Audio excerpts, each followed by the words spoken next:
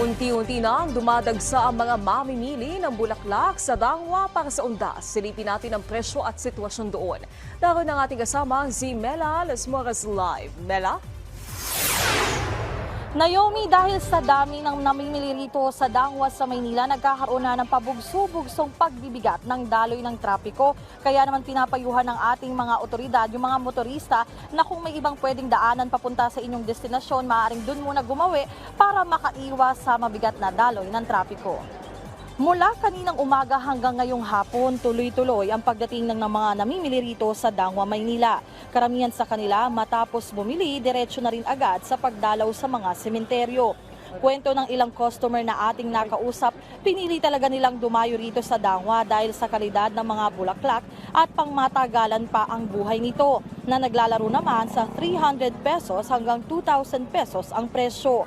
Para sa mga namamahalan sa fresh flowers, meron din dito mga itinitindang plastic flower, wooden flower at foam flower na naglalaro naman sa 25 pesos hanggang 100 pesos ang presyo bawat isa. Naomi, pero lingid sa kaalaman ng ating mga kababayan, meron din dito mga iba't ibang kandila na itinitinda. Katulad nga rito sa isa sa ating na-discovering tindahan, may iba't ibang mga kandila rin na hatid sa ating mga kababayan. Bukod nga sa mga traditional, Naomi, ito yung mga traditional pa rin na ibinibenta ngayon, sa 50 pesos to 70 pesos. Meron ding mga kakaiba na ito. Mukha siyang normal na kandila, pero ito ay electronic na at de-baterya.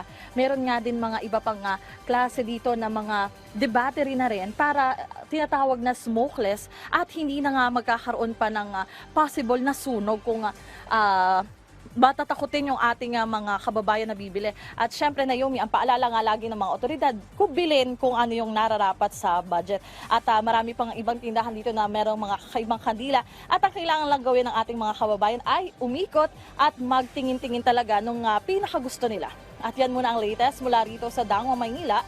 Mela Las Moras para sa Bayan. Maraming salamat, Mela Las Moras.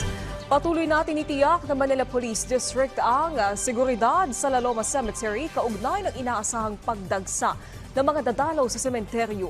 Sa tala ng MPD Station 7, inaasahang abot sa 50,000 na katao ang bibisita sa Laloma Cemetery bukas.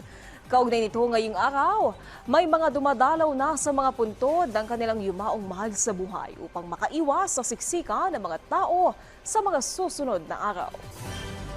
Ngayon, pagkatapos dumalaw, umuwi na, baka maabutan ng ulan. Ang dami ng tao, magkakalat ang sakit. Mabuti kung wala ng COVID. May COVID pa Oh, tapos, mahirap makipagsiksikan. May hilo ka pa. Yes po, para po sa mga bibisita dito sa Laloma Cemetery. Kung maaari po, wag na po nating dalhin yung mga ipinagbabawal na gamit.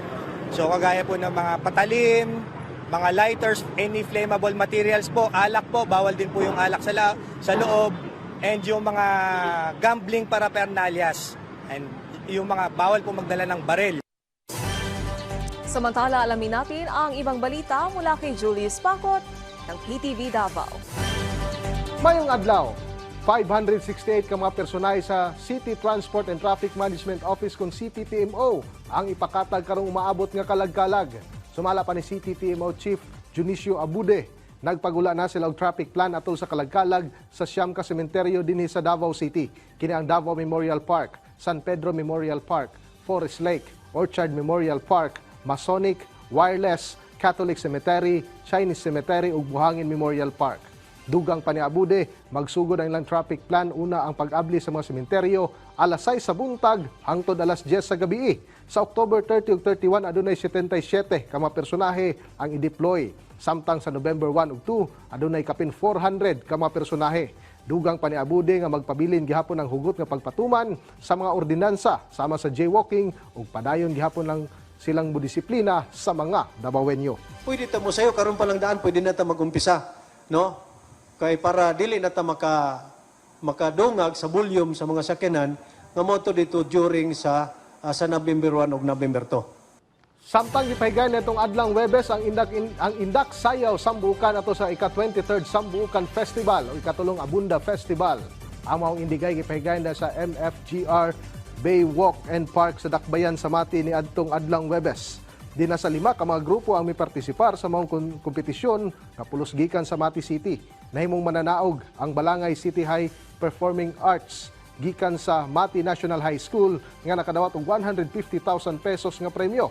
Samtang first runner-up ang Tribo Mati High gikan sa Mati National Comprehensive High School ug second runner-up ang Lakbay Matimawa gikan sa Mati Doctors Academy Incorporated. Atol sa mga kompetisyon gipakita ang kamatahom nga kultura sa naglahing lumad sa syudad sa Mati hangtod sa mabungahon nga talento sa Matinyans. Diin tiunay nga gipakita sa mga kapistahan ang tema sa mong kasulugan nga mao ang symbol of oneness, celebration of abundance, and honoring our tribes. Let me add, more than just a festival, this celebration is also an expression of the city's unique identity and exceptional values.